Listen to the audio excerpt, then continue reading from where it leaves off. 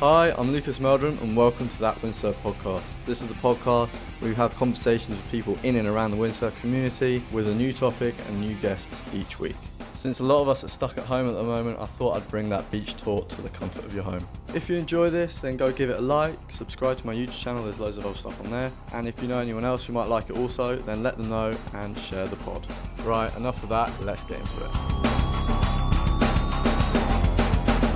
I don't even know what year I live in though. None of us are going to make it out of this alive. A lot of M&M's, Kit Kat. All the veggies and stuff. One guy told me once to try harder. Put a fire up my ass.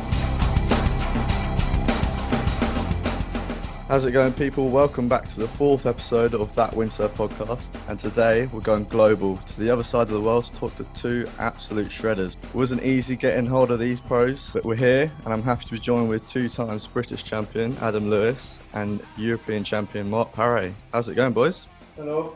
Hello, mate. How you doing? All good over there? Yeah. All good.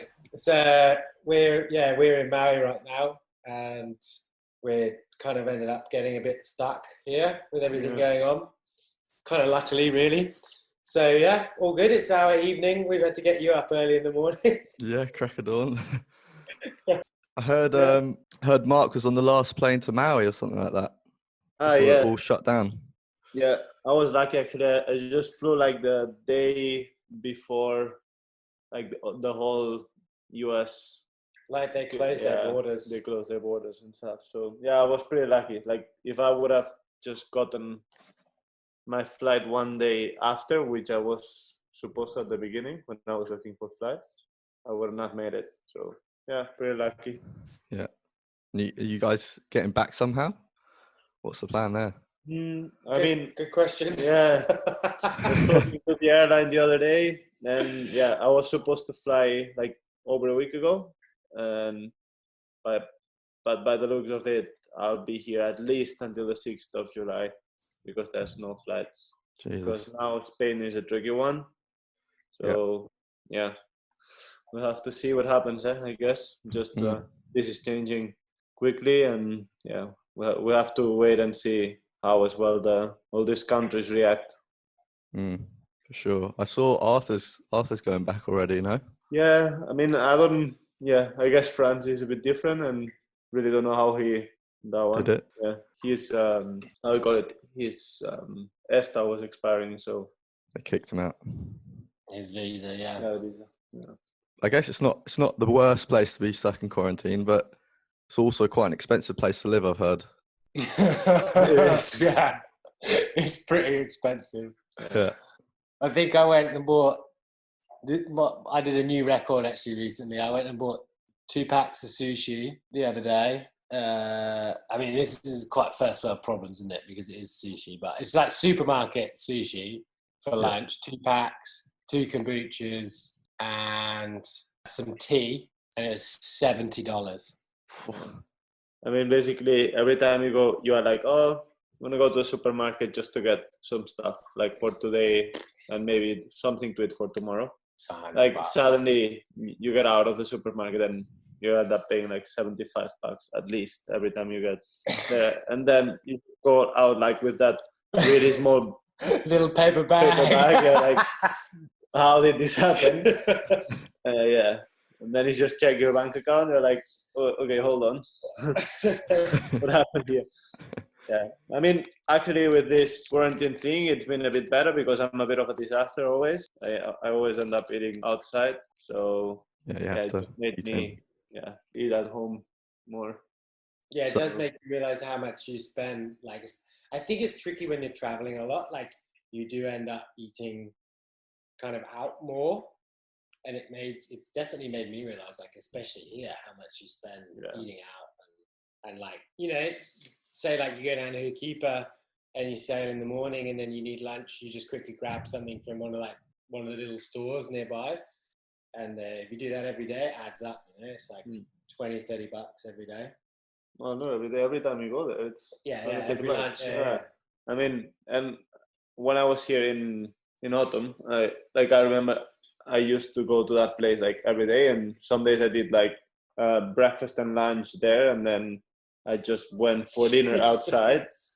And then there was days that just in food, like I would spend over $100. Yeah. So just makes you realize how much money you spend if you do that. So definitely not a smart decision to do that here, because I mean, whatever you buy, like for food on that place, it's not going to be under $20. Yeah, it's not the cheapest place. But I mean, after a while, you kind of work out. Like with the lockdown, we've been gardening. Like Mark's even got some cucumbers he's growing right now. Oh yeah. We're living off the land, mate. So Back to the old ways. Apart from some extra chocolate that Mr. Allen bought. Yeah. I bought Mark a pack of chocolate, but he actually hasn't eaten as much as me. I've eaten it all. But yeah, you're getting some good sailing in though, I guess. Yeah, it's been like the last couple of weeks have been really good actually, no? But like a couple. Yeah, I mean it's actually like, what is it now? The middle of May.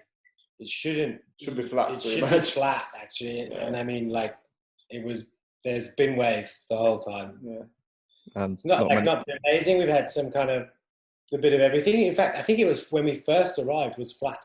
Yeah, it was flatter than now. Like the spring's been sick. Yeah. And not many people out as well. No. Yeah, there's always people. Yeah. Okay. We thought it was going to be better, but it's actually not. If something, it's worse because like now people is not working, and because people is allowed to surf and windsurf, then there's like all those surfers just laid out in the middle of the point. So sometimes we just have to wait, and like the other day was like 25 knots, and they were just still in the middle of the lineup, so we couldn't sail hookkeeper.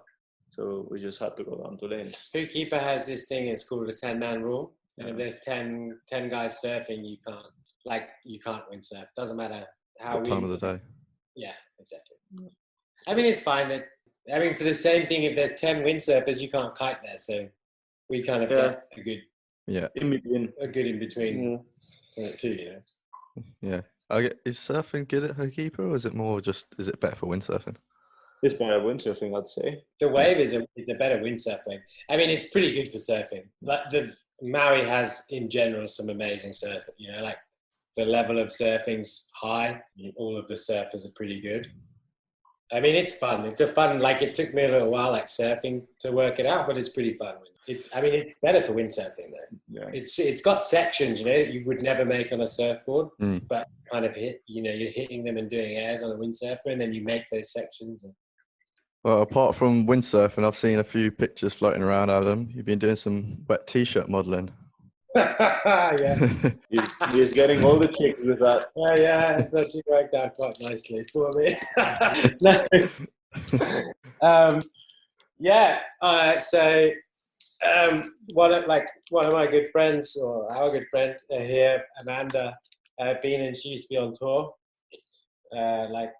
windsurfing, but she lives here now, and she does a lot of like photography and videography projects, and she wanted to just do some, I don't know quite how it happened, but she wanted to do some like lifestyle pictures one morning, and I was like, yeah, sure, I'll come. And then she was like, right, in the rock pool, in the white t-shirt, off you go.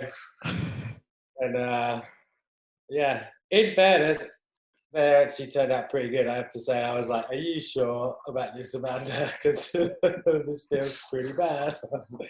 But I have to say, Amanda put the message, she put the pictures out on Instagram, and like I had some messages from girls that day.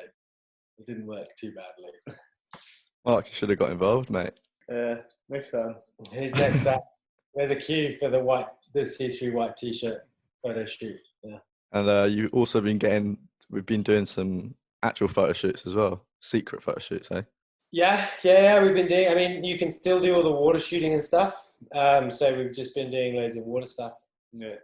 With some of the new gear, like the Nash guys have been shooting as well, and I think that's it. It's just been us and Nash. Yeah, but all like from the water and a bit of drone. Bit of water, bit of drone stuff. Yeah, that's allowed. So that's all allowed. So what's the plan with the release? I'm not sure if I'm supposed to say. Oh, okay. Not allowed. I'm not sure. I think right now, I think it's supposed to be mid-September, like for the next. Okay.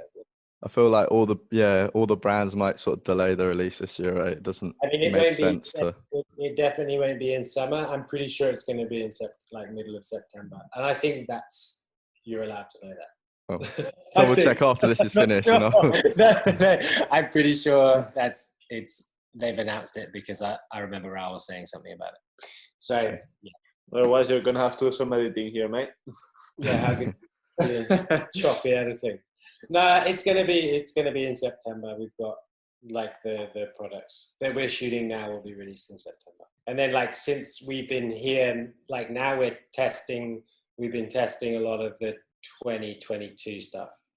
2020, that's crazy, isn't it? I just had to think about 2 it. years, yeah.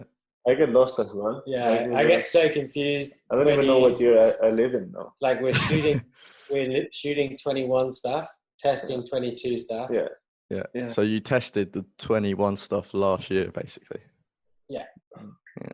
Just to fit inside all of the production deadlines and stuff. Any new boards or sales you can say anything about, or is it all top secret? I think it's top secret. There's a couple of Gucci sales though. Yeah, you like that's all we can sell. There's some pretty good sales. Yeah, I have to say actually, there's a sale for 2022 that we've just kind of half finished now, and that's super future. But there's a 5.3. It's by miles the best 5.3 I've ever used. Any 5.3 I've ever used, like testing everyone else's stuff as well, honestly. And I can confirm that it's effing amazing. Only got to wait 2 years. Yes. Yeah. But you don't get to use it anyway, do you? I mean, we all use production sales normally anyway, actually. Yeah. Like just when you're testing, we use some of the other stuff. Yeah. I mean, some of the guys actually have, like some of the boys have full custom sales even, but we normally have almost all. Yeah, I think it's just one or two guys maybe. Yeah. Or Phil has customs. Jager has some customs. Oh yeah, you're right. But, yeah. I mean, more people have. There's more. Yeah. Maybe you shouldn't name names. Yeah. Mark, how's Candy Crush going on? You completed it yet? I don't even think I have the app anymore. Oh. Yeah, they deleted it. What are you doing now? Well, I tell you, Marc Pare, radical windsurfer, he's really into puzzles. That's true. Right now, he's been doing puzzles, and like the other day, 1,000 piece. The other day, like in the middle of the day, I just heard him started like basically screaming, and he had like neck cramp because he'd been doing puzzles too long. It's true story. And he came out. I was like, "What's going on?" He's lying down on the floor, and he's like, "My neck." It's not anymore about backslaps. It's about doing puzzles. Oh wow! I get the sense that the house dynamic, it's a bit Adam's father in Mark a bit. Maybe I'm wrong. Yeah, I think you might be right. Adam is like that, More like a dodgy uncle. The owner of the house calls him the domestic goddess. Oh, some cooking skills. I wouldn't say that, but he's like quite how do you call it? Organized. Like he's a clean boy. I'm old, is what I am. I'm not clean. I'm sorry. And you've been organising the photo shoot as well, have you? Yeah, doing a bit of that stuff as well. Yeah, we've got kind of just dealing with the guys, obviously in the office and class as well, and then like dealing with the photographers and videographers. It's kind of easy. Like previous years, I've done all of the duotone stuff, but it's obviously been a way bigger shoot. So this year's actually it's been pretty nice because it's kind of been like there's only just a couple of us here. There's just been Victor, Mark, Arthur, and I pretty much. The days to do stuff, so it's been pretty nice actually. This has been a dream actually. It's been pretty just sailing with your mates, basically. Yeah. So it's quite cool. I mean, we had the photo shoot episode a couple of weeks back, and JC talking about a lot of carnage happening over the years. So it seems like having four people is pretty nice. Yeah, carnage. Yeah, photo shoots are pretty carnage. I think it's safe to say that this year it's definitely more chilled. Yeah, it's definitely more chilled. Yeah. Right, let's get into a little bit your backstories. So how old were you and where did you learn to windsurf? I was 15 when I started. I learned just on like a lake nearby, like I don't know, about 20 minutes, half an hour from where I grew up. And my old man, my dad, used to windsurf, but he stopped like a little while, kind of around the time that me and my brother were sort of born and growing up. He stopped, and then once I got a bit older, he was like, "Would you like to kind of learn as well?" And we kind of went together, and then we just went to the lake, and I was terrible actually at the start. I was like, could only kind of half sail out one way, would fall in, get washed onto the dam of like the lake, like the reservoir, that walk back along the reservoir wall, go back in, and then it just kind of went on from there. And then once I was planing and stuff, that was it. I was hooked, and it was a done deal. And then you progressed onto there, and then we actually did an episode on seasons last week. But you basically started doing seasons. You started in Egypt, did you? Yeah, I did. Yeah, the day I had my last, like I did my A levels, which is like obviously a thing in the UK. So I finished my A levels, and I had my A level exam in the morning, and that evening I had a flight to Egypt. No way.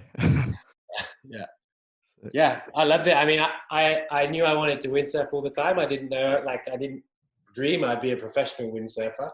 I just wanted to go windsurfing, and I needed a job, so it was like the perfect combination. And I was pretty lucky to get posted straight away in Dahab. I shared a room I was like working with Jamie Gibbs, who's like the event manager for the PWA now, funnily enough. So it's pretty funny. What's been the progression from there to your first PWA?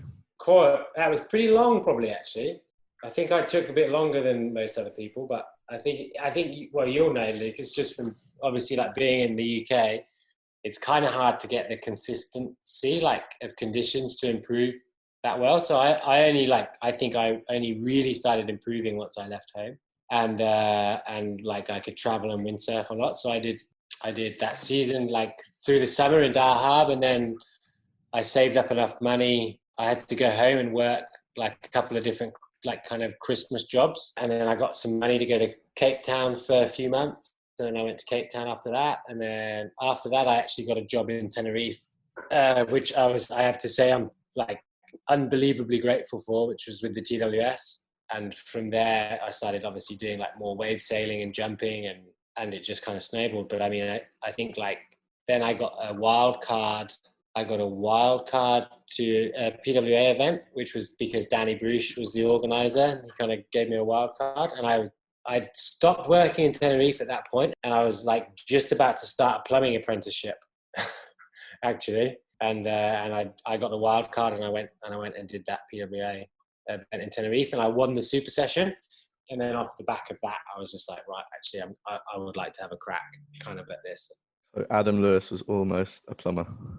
Yeah. It seemed like a sick job. Like I was going to do my apprenticeship with another windsurfer that like had his own plumbing company, and it just seemed like a good job. He had his van. He always had like windsurf stuff in the van. He could sneak off to go sailing if the conditions were good. And yeah. Oh, wow. I like kind of doing stuff. It's nice to work with your hands and things like that. So, But yeah, nearly a plumber. Yeah. I sacked it all in, and you did the right choice. And I think I did the right choice. Yeah.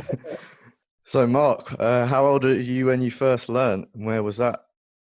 I started when I was 5. Like I was always spending summertime with my family in Rosas, that's in Costa Brava in the northeast of Spain. And yeah, we were at the beach, and then I saw like a windsurf kit rigged on the beach, and then I wanted to try it. I got my parents convinced to talk to the local windsurfing school, and then I tried it. I couldn't even lift the sail, so I had to stop. But then my dad and my sister, they continued. A few months after, I tried again, and then I was a bit stronger, so I could lift the sail and stuff. So yeah, I didn't stop since then. And yeah. And am I right in saying that you started off doing slalom? Yeah, I did a lot of slalom because where I come from, we get like 15 knots of wind pretty much every day. So yeah, it's like big slalom sailing. So I did like some local competition, and then I did some Spanish events, and yeah, from there on. And then 2012, I did my first slalom world championship in Lago di Garda, which I went there and I didn't expect anything. And then I ended up like third place under 15, which got me a surprise. And then from 2011 as well, I started going to Pozo every summer because one of my friends, he was going there and basically went there for the last Spanish event that they did there. And I went and I did it. And then we came back a couple of weeks after with my sister because we loved it. And yeah, I think that's how I started wave sailing pretty much. Yeah, in Pozo. But I would have never thought that I was going to be, like, of course, not a professional windsurfer, because I got there, I was like, fuck, just seeing all those people like doing forwards and backflips and stuff. And I was like, fuck, I'm never going to do that. When did you sort of realize that you could make it to the top in the waves? Yeah, I don't know. I'm like quite a competitive guy at the same time. So when I would see someone do something, I was like, shit, I want to do it as well. So I would just try and do it. So yeah, then I think it was 2014. It's when I tried to enter like main events and stuff. And yeah, I was under 17 slalom world champion that year. I went to Pozo. I did the juniors. I think I won Pozo and Tenerife that year. And I wanted to compete in the main event as well, but I didn't even know how to enter Pozo. So I went there and asked, but apparently I had to submit through email, and I didn't do it. So I had to wait until Tenerife, and then Tenerife, they gave me a place in the trials. And then, yeah, I didn't even make it through the trials. Same year, 2014, I went to Kritmala. I made it through the trials, then got kicked out in the single. We just did one single that year. I didn't go to Silt, but then I went to La Torche. And La Torche, I made it through the trials, and then I made it through one hit in the double. And that was it. And then I just started doing step by step. Yeah. 2015, I did one trip to Cape Town with a couple of friends. I was supposed to stay there 2 weeks. I ended up staying 3 weeks. And I think that's when I started getting better at that point after going to Cape Town. Cape Town is a pretty sick place to train and improve, eh? Yeah, I mean, it's just good training place. I mean, it's not the most epic conditions, I would say, but you just get that consistency. And if you are keen to drive around and stuff, you can just sail every day and different kind of conditions, which I think what makes you improve, you know? I think we'll get straight into the topic this episode, which is training. So starting off training on the water, I want to know, like, what's the real difference when you say I'm going to go training or I'm going to go free sailing? I think it's kind of mixed. At the end of the day, you enjoy windsurfing. But for example, in places like Pozo, you do get like before or after the events, like you get more like, all right, I'm just going to go and try this, you know, and then just like a bit more of a punishment, especially when you go for these harder moves, because it hurts when you fail, basically, and you crash. But yeah, that's mainly, I think it's a very thin line, I would say. Yeah, I always say I'm a bit cautious when people are like, oh, I'm training on the water. I just think, you know, like, yeah, you have to be, maybe you start structuring how you sail a little bit different, that you're just not trying to do stuff when you're getting tired, because you know you're going to pick up bad habits and things like that. That's something I'm a bit cautious about with, you know, like if you're sailing alone and maybe you do a few things and then you start crashing the same way a couple of times, I might stop then and just slow down and think about what I'm doing a bit more. But I think we're pretty lucky. Windsurfing's wave sailing especially, you know, like is so much fun. I feel a little bit guilty when I start saying I'm training on the water, because it's fun. Like training you do in the gym, training's what you do when you're maybe visualizing about doing stuff or you're doing other sides of it. And I think you can be like obviously a little bit more conscious about how you're sailing. Like when you're on the water, maybe you don't go like mental and try a million things at once and end up hurting yourself. On the water, windsurfing's bloody good fun. Yeah. I guess maybe the difference is, say you want to go out free sailing just for fun, maybe you're not going to go and do a big still double forward or anything like that crazy. Oh yeah. Yeah, I would, because for me that's the fun is pushing yourself. Okay. I think the only difference is if I say I'm going to train that move. Yeah. Like you go and murder yourself. Yeah. Basically, you go out and just try that. Yeah. But can lead to frustration, to habits. anger, bad habits. So it's something you have to be careful. Yeah. I mean, I You have think, to really, that's why I said there's a really thin line. You have to blend it in like really well.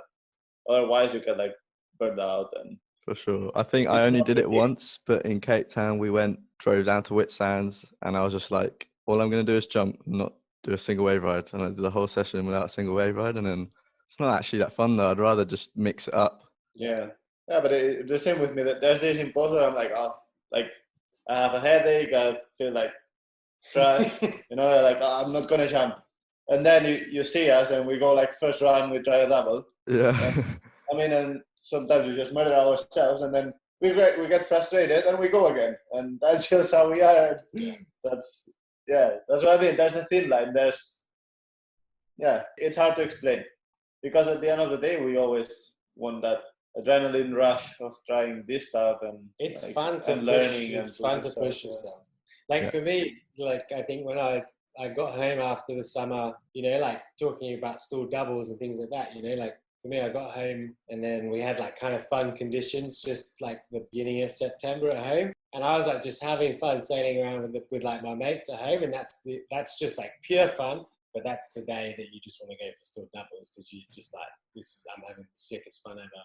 It's just fun. Like windsurfing's fun, and pushing yourself is the fun part. I guess when you go out, the first thing you got to think about is having fun. And then when you're comfortable and you're enjoying yourself, then you probably push yourself more when you're in that mindset. I mean, like, there's like Pozo is a pretty good example. I'm pretty careful when I'm in Pozo that I'll probably do maybe 2 or 3 1-hour sessions in a day, rather than like here that I'll just sail. You can sail all afternoon here, like all day pretty much if you can. And like Pozo, that maybe that's a little bit closer to something you could call training, and you are going to go out and you're going to do like kind of just make sure you're not getting tired or frustrated, and you're just doing like a couple of doubles, couple of wave rides, couple of come in, that you don't want to get too tired. It's like Pozo is like a war of attrition. You don't want to get too many cuts on your feet, don't want to get too many concussions. Does that happen a lot, concussions? Yeah. Dark room.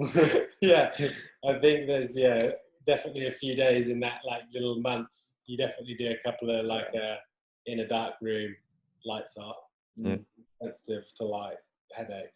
When you get like the bad ones, it's like they last a few days, like 3 or 4 days. Yeah, you gotta take it easy. And like you wake up in the morning, you're stiff, like you cannot even move your neck or your back. Get a hot shower. We were staying together in the summer, and there was like a point that both of us were like waking up, like having to have a really hot shower before doing like anything else, because we couldn't like move anymore. Like hot shower, start like moving, do some like stretch, like kind of mobility stuff, and then you'd be like, oh right, oh damn, it's windy, we need to go again.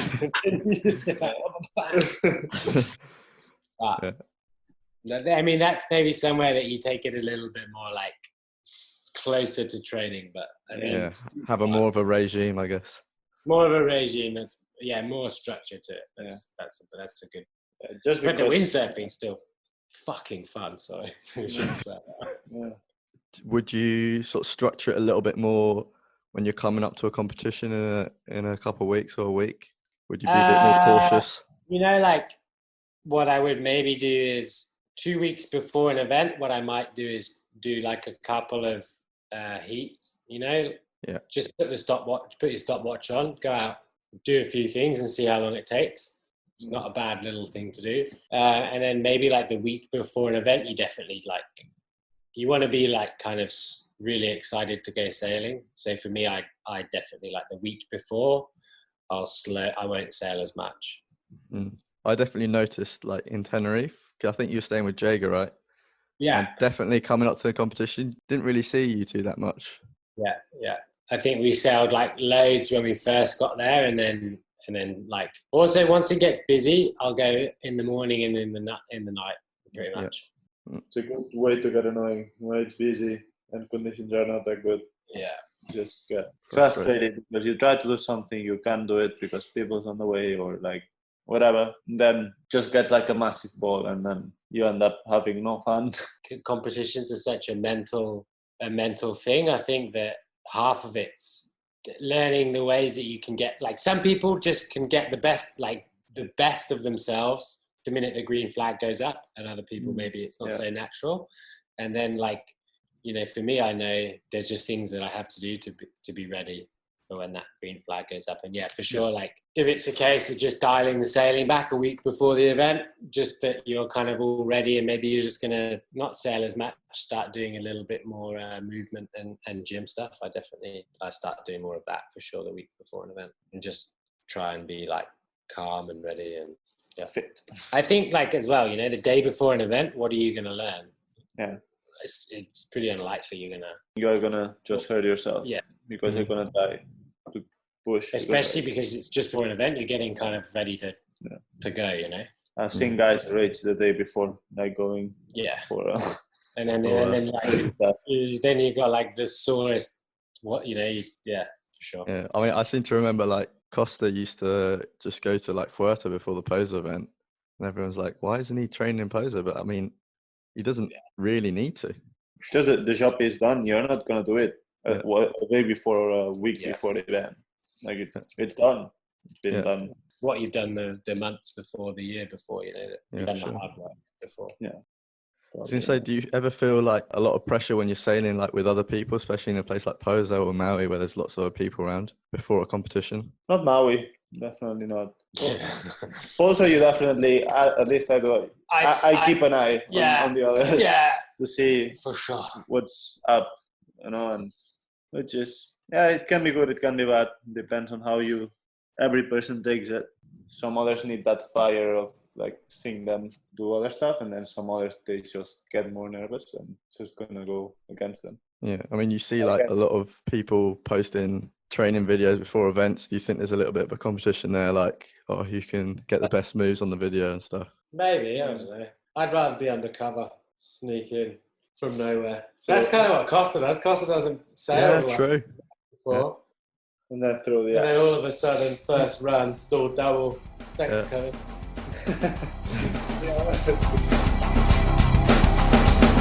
Right, let's get into training off the water. Well, I remember when I was in TWS a couple of years ago, and this guy came in, this old English guy who I think lives there, and he was talking about, he remembers when you, Adam, when you were working there and you were in the corner eating crisps or something. Yeah, for sure. I feel like you've had quite a big change in your diet and maybe your training off the water. Yeah, it came probably for me when I started wanting to do to compete properly. So we spoke about it just before, but the year that I started the tour, I did Tenerife. Obviously, was like the first that I had the wild card for, and then I'd done well enough that I would get entry to Denmark and Germany afterwards. So I went to do those events, and in Denmark already I tore some ligaments in my knee, and basically off the back, and then kind of like it was the first injury I'd ever had. And it wasn't like, it wasn't that I just blew out my knee. It was kind of more than a mild sprain, but not like not an operation job. And I just kind of thought I just never had a proper injury before. So I just kind of ignored it pretty much. Like my knee swelled up a bit and it hurt. And I was like, I'll relax a few days and then I'll sail a bit and I'll relax and I'll sail. And then I got to Tenerife and in the winter, and I needed to make a film for 0.7, and I just couldn't say, I couldn't walk, I'd sail and then I couldn't walk up the stairs in the evening because my knee was so bad. Went through the rehab of the knee, and then off the back of that, I was just like, right, I'm going to take it seriously. And I started training a lot more. I was really lucky that the physio that I did all the stuff with my knee in Tenerife, a guy called Thomas, he also did a lot of training stuff. And so I started doing training with him, and then he kind of really put me down that path, I think. And then I did some stuff, obviously I was in Tenerife then, so I was doing stuff with Danny Bruce as well. And we were kind of doing things together. And it just kind of took off from there. And then it has a snowball effect, because you feel the benefit in your windsurfing, and then it makes you more motivated again, and then it carries on. And for me, like in the end, actually, I think every time I've been injured, come back and taken training, like maybe even diet more seriously, I think I learned kind of the hard way straight away with that knee injury, and then kind of just kept progressing from there. Yeah, I think I remember a couple of years ago you had quite a bad injury, and then you literally came straight back afterwards, and I think you got your best result. Yeah. 5th overall, yeah. That was after, I kind of like did a bunch of ligaments in my ankle. When I got home and spoke to the doctor, the discussion was whether or not I'd walk properly again, actually. Sure. That was one of the best, like genuinely one of the best things that's happened, because I was like forced to assess what I was doing. Had I kind of been maybe coasting a little bit, what I could do better. And also like it was a real genuine thing. Like, would I, let's say, wave sail to the level that I would like to, would I be able to do it again? And having the threat of that, like being taken away, was really enough to kind of put a fire up my ass to get more motivated. And it was like a really good thing in the end. Yeah, for sure. Mark, have you had any big injuries yet? I tore my MCL in Cape Town back in 2016. I didn't know how bad it was. I didn't go to the doctor, but it was like the first time that my knee like swelled up that much. I was there for a month and I didn't want to miss much sailing. So I basically went back straight in the water. My friend had a knee brace. I just duct taped the shit out of it, and like I was sailing with my legs straight without jumping or anything for 1 week. And then got back home, got it like properly checked, but it was already like healed. There was like scar tissue, but for like 2 years, like I could feel it sometimes, like if the knee would bend like in a weird position, like to the inside or something like that, like I would feel it. Sometimes just with the weather changes, I could feel it as well. How do you deal with, because obviously at home you got a trainer maybe, or a gym you go to, and then when you travel, how's that, and trying to mix it in with sailing? Yeah, when I'm back at home, that's not really a problem, because that's what I do. I'm just there the whole week, like every week training, and that's it. But yeah, when I travel, I try to keep like a routine, but like especially now with the lockdown and everything, I've been really bad. We've been pretty bad. Yeah, we've been slacking for a lot. Yeah. You haven't got much equipment there, have you, in the house? No, we did we had like a pull-up bar. We had like a little pull-up thing set up, and we were doing some stuff. We should get back to it. Like normally we're pretty good, like traveling and stuff. Yeah. It depends where where you're going. If you're going to go to Chile, Chile, it's a harder one. There's not a gym, so it's you're not going to. But almost most other places, I think you can mix in. You need to I really feel the benefit of doing like leg weights and stuff, for example. Exactly. So leg and upper body. So actually, like most places, you can kind of there's so many gyms in the world now. Like I was in South Sumatra a little while ago, and in the middle of this little like Indonesian town, there's a gym with like weights, squat racks, everything. So if you're a little strict with yourself, you can kind of find somewhere. And get on For me, like the only thing that sometimes I get lazy with is like if I'm alone, like and I have to drive to the gym or something like that, I can get like a bit lazy just because I'm used to have like my trainer behind me, So let's say like now when we were in Post last year, we would go like with Adam, like a few times a week. And then it's sick, like we go together and like, you have someone and you're like pumped to go, you're motivated. But it's always nice to have like one day maybe I'm motivated, the next time maybe Marc's motivated, and I'm lying on the sofa and he's like, come on, let's go train. And like, yeah, come on. Yeah. For example, this year in Cape Town, like for me it was like a bit harder because like just a few times and when alone, the year before I had Arthur Arutkin and we would go together. Do you reckon it's important to mix it in when you go training somewhere? Yeah, I think so. Yeah, like I would say massively important. Okay, so not doing gym, you'd feel it on the water? Yeah. And how I guess you do a lot of stretching and mobility stuff as well? Yeah. I'm not that good at that. My sister, she's a yoga teacher and she prepares stuff for me, but yeah, I end up sometimes not doing it. But that's important. But That's basically, really I do important. like a lot of strength training. I feel like helps me a lot. Like as Adam said, like leg stuff. It's like on your knees, you feel it like so much. Yeah. Like, especially bumpy places like both and stuff. That it's hard on your knees. Your It's legs like are like massive difference. strong and activated. Yeah.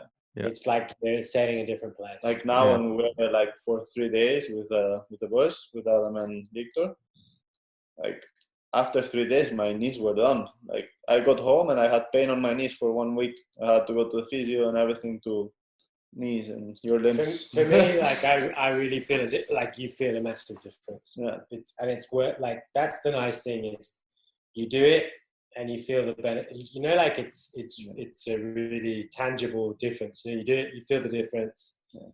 You're motivated, and I think everyone would feel. You know, like every couple of sessions you really feel like the improvement. Yeah. With leg and stuff. Yeah. It's quite. And windsurfing, like you mentioned, movement. Like windsurfing, you're really stiff, and windsurfing teaches you to be like really statically strong, but maybe not as mobile.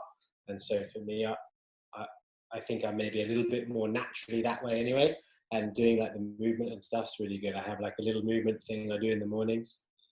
So I come out, like stumble out of bed, come in here, put the coffee machine on, do like my movement, and then can go and have my coffee in bed after that. Yeah. No, for sure. I mean, I started doing like more training and stuff with help from a guy called Matt Dickens. And yeah, I felt the thing I felt the biggest difference was actually like competing on like the national stuff, doing heats, 2 heats or something. I was just like, I was done. Yeah, doing training has definitely helped, like just feeling super fit. And I think probably confidence as well is quite a big part of it, feeling more confident in your body. Yeah, massively. Massive. It's always like confidence helps with competing anyway, because you feel that you're fit and strong. So you're more confident, which is only a good thing for like competing. And just like if it's injury prevention or like, I mean, at the end of the day for me, you know, like obviously one day I won't be a professional windsurfer, you know, but I still want to be able to windsurf, and I still want to be able to surf and do all the things that I love that I love the most. And for me, like being fit and strong and mobile as long as possible are going to mean that I can do these things as long as I possibly can in the future. You know, like it has like benefits past your career, you know, like past our careers. You ever on top of your weight quite a lot? Are you like, or are you not that bothered about that? Losing weight or gaining weight? It depends. Like around poso time, I'm not really bothered if I gain weight because I'm pretty happy, you know, like it doesn't matter. You want more weight in poso, really? Yeah, you're like, I remember one year I just kind of felt like I was overpowered, and I just started eating, and then I think I put on a couple of kilos, and then I was fine, you know, like it didn't matter. The wind came, and I just sat my ass into the harness, and off I went. Yeah. But I think, like personally, I put on weight pretty easily. Like I think I could be 90 kilos probably without trying. Like it wouldn't be that hard. So not like I'm not super careful, but I'm aware. Like if I stick between, let's say, like 82 to 84, it's a pretty good size for me, kilos. Yeah. So I guess if you're creeping over that, you're like, oh, I should probably do something. Yeah, it's pretty rare. I have to be like if I'm at home, sat around a bit. But if you win, like here when you're windsurfing every day, I can eat whatever. Yeah. I mean, windsurfing, you're losing weight, I guess. Let's say normally I get to Boson with 79, 80 kilos. Yeah. Sometimes I go home with 77, 76 kilos. Yeah. Like just from all the windsurfing. I lost a lot of weight, I think. Yeah. Like if I do like strength training and stuff, then I can more or less keep it like 78, 79 always. But like as soon as I like another night on train or anything, then I go down to 77, 76, like quickly after a couple of months. I guess if you change weight, like a really big deal, it could mess up, like you got all your boards. It's really annoying with boards. Yeah. No, it's really annoying with boards. Yeah. I mean, with my weight, I don't really feel it, to be honest. I know, like at one point, or maybe after the ankle, I was like kind of still a bit heavy. I was like a little bit heavy still, and my boards were too small. Yeah. I think once you go over 80 kilos, then it gets like a bit more of a problem, a bit more sensitive, like especially to lighter winds. Yeah. You reckon there's an ideal weight for like a windsurfer? I think I remember Traversa saying like he loves being super light because he doesn't need any big stuff, but then he'd also like a bit more power. So you reckon like there's an ideal sort Most light guys get away with way less gear. And way more rocker. Which makes sports like skateboards then. Yeah, definitely. If you are light windsurfing, like wave sailing, you have like a big advantage. reckon, But yeah. at the same time, yeah, I mean, I think it depends on like your body. Like windsurfing, most guys can get gear that works for them. Fillet must be 95 kilos at least. Yeah. So, and then you've got like Traversa there. You mentioned like kind of on the other end of the spectrum, and they're both unreal windsurfers. So I think it's just on the extreme conditions, like light wind, especially like onshore light wind shit. That's when it's a big difference. There's definitely like, the conditions. Like there's, like the Aloha Classic last year here was kind of light, and there wasn't anyone in the final. Yeah. The four finalists, they were all like, like everyone was 60 kilos. Guys. Yeah. So there's like a clear kind of point there, and then let's say like Pozo, most years both the guys in the final have been over 85 kilos. No, I think different conditions suit different weights. I mean, windsurfing is kind of cool that it's so spread out. I think slalom and things like that, they have the perfect weight. Like they want to be whatever it is, 95 or 98 kilos. For a while, they were all pushing for like 100, but I don't think it's that important now. Well, I guess you two are both sort of in the middle. Probably quite a good place to be. Yeah. I mean, like the way I am now, like 83 is quite good. Like I can use an 82. I have an 88 and an 82, and I use those kind of quite a lot, those two sizes, and they seem to work pretty good for me. And I don't really need smaller than that. Actually, in general, like, do you think there's a difference between the way like wave, freestyle, slalom training works? For slalom. Well, and do you know what? I would imagine the slalom boys training isn't too different to like in the gym. Isn't too different to what I do in the gym, and it's probably not too different to what Marc does in the gym. Well, yeah. Okay. Because we both do pretty similar stuff. Yeah. I think just then. I mean, they're moving a bit more lead, but just the weight and like what they eat probably then. I think like what the big difference with the slalom boys is the calorie intake. That would be the big difference. Because like some of those boys are on 4 or 5 meals a day, just to keep that weight. Just demolishing their plates. Yeah. Like they're having like just calorie shakes and all sorts. And freestylers? I don't know. Yeah. I don't. Yeah, I'm probably wrong. Well, I know Amado works. Yeah, Amado. But they all generally look a little bit slimmer, maybe. Yeah. Yeah. That's what I get the sense. They're a bit more elastic, I would say. Yeah. You should bend it. They're more bendy, yeah. They got bendy ankles, that's for sure. Yeah, maybe we'll get some freestylers on in the next podcast. You have to get. I'd like to know what they do. That would be interesting to see. Oh yeah, going back a bit for just training in general on and off the water. Do you think there's been a change like over the years? Like maybe before you guys were on tour, or I think just people in general. People in general take it more seriously. I would say. I think before our time, there was a bit more fun happening on tour. Yeah. I mean, not that we don't have fun, but it's definitely different. There's some pretty classic stories from like people stumbling out of like nightclubs to go and do heats. Yeah, that's not happening anymore. That definitely doesn't happen anymore. Now it's so much harder to be at the top that people really have to train to get there, eh? I think if you're not, you would. Yeah. If you don't do it, you probably wouldn't get there. With the nutrition side, what's the deal there? A lot of M&Ms, Kit Kat. I wish we had the camera now. Like, yeah, I've heard some like little like chocolate opening, I think. I mean, I think pretty like just a good balanced like diet's pretty good. Like Marc eats pretty good. He has a lot of veggies in his diet. Protein. I have a lot of protein. A lot of protein, a lot of veggies.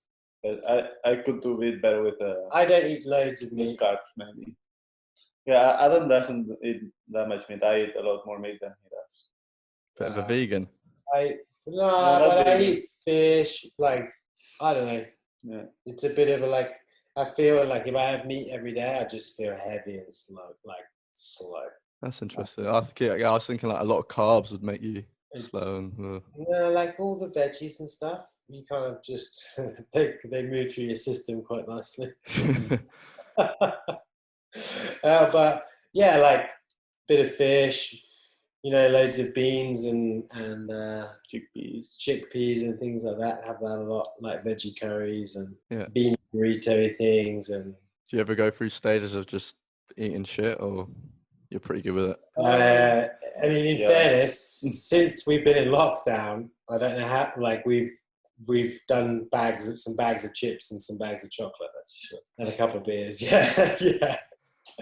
But it's I mean, life's about balance. I think at the end of the day, you need to keep your body happy as well. Overall, like your mind. I don't know about your body, but your mind. Like I think if you're eating overall healthily, like it's pretty all right to go and have a big bar of chocolate now and again. Yeah, I remember Matt saying if you want to be the perfect athlete, you train, you eat well, you don't drink anything, you don't do anything, but then also it's like mentally you got to have a bit of fun in your life. You got to let loose a little bit.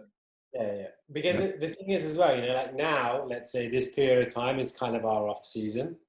So you obviously do want to train and stuff, but now's the time that you can have a couple of beers, in the evening. Like if you've sailed all day and you've had a good day, you can come home and have a couple of beers, because you're not going to do that.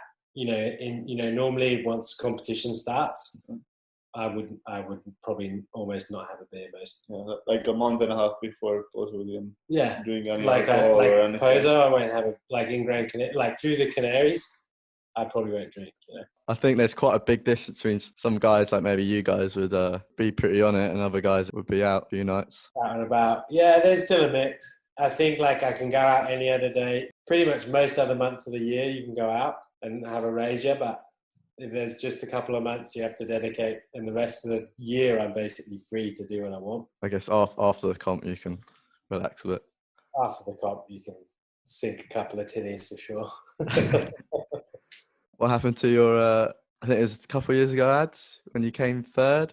I had a bet with Colin. Yeah, a little bet. If I podiumed, I'd take him to a strip club. I managed to persuade him not, we didn't go to the strip club, but we had a bit of a night out, that's for sure. With Whippy? Whippy and Profit. Sounds dangerous. I was sick in the bar. It wasn't that pretty. And in fairness, I warned them. I had shot after they'd all racked up this line of shots, and I had shot after shot after shot after shot, and I was like, guys, I'm going to be sick real soon. And they were like, yeah. And I just said, yeah. Right, you got to sell it. You put in the hard work and you do the stuff. You got to enjoy yourself. Yeah, for sure. Yeah. What's your guys' opinion on energy drinks and stuff like that? Just drink as much Red Bull and Monster as you can. It's good for you. Yeah. No. There's a general trend in sports moving away from those kind of drinks, I would think. Oh, really? I don't. I would not drink this kind of drinks if I'm competing, let's say. Yeah. I have water and every now and again maybe a little hydration thing, like a hydration-y, mix. I think with all these things, with all this training off the water diet, it's about finding what's good for you at the end of the day.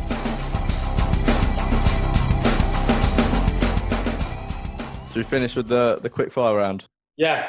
I'll fire a question in, you got to answer it. So one board and one sail for the rest of your life. 4 or 5 82 liters. Yeah. Can't go wrong. Oh, yeah, that's a good. Yeah. can't really go wrong. I might take an 82 stubby. Oh, that's a good call. Yeah. You love the stubby. Yeah. I love the stubby. Biggest pet peeve?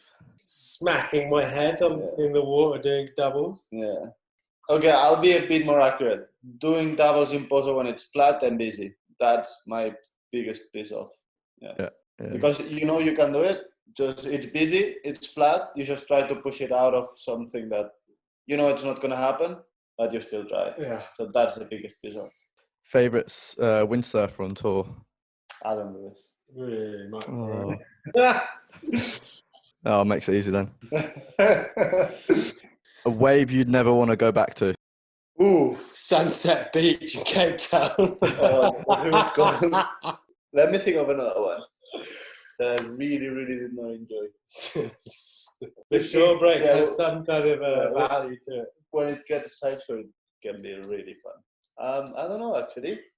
Yeah, probably Sunset is quite bad. Pisses me off quite a lot. Motivational song for windsurfing, you know, before you want to go out, send it. Have you got a song? Right now. Yeah, right Johnny, now. I hardly know you. What's that? What's a good one? Johnny, I hardly know you. I've been listening to, what have I been listening to on the way to the beach since I was here? Little Monster by Royal Blood. That's pretty good. Yeah, I know that one. That's a cool one. Otherwise, like you can't beat a bit of like a Black Sabbath. Ozzy Osbourne. I seem to remember, Adam, you had a pretty funky music before you go on your heats. Adele.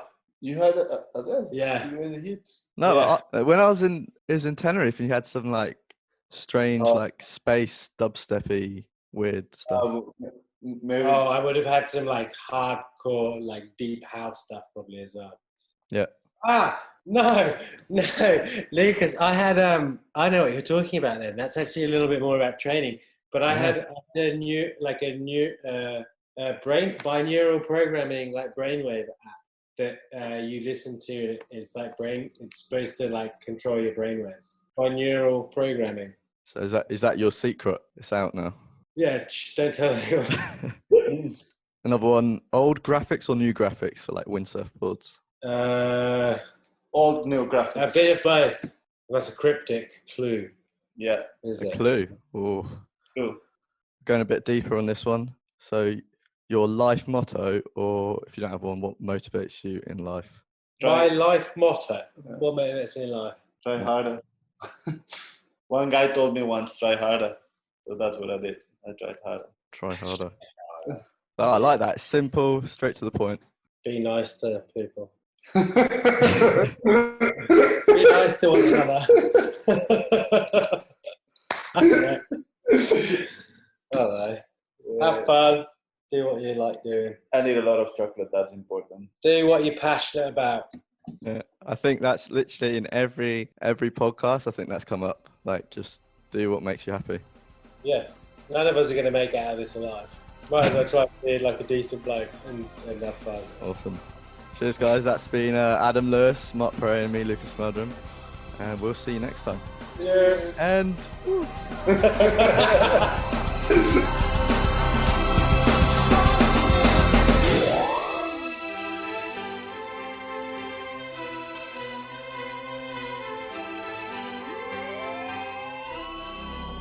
Yeah, so I found it so confusing trying to organise this because I was like, here it's Saturday, there it's Friday. I just don't even know. Friday anymore. night, yeah. Big Friday.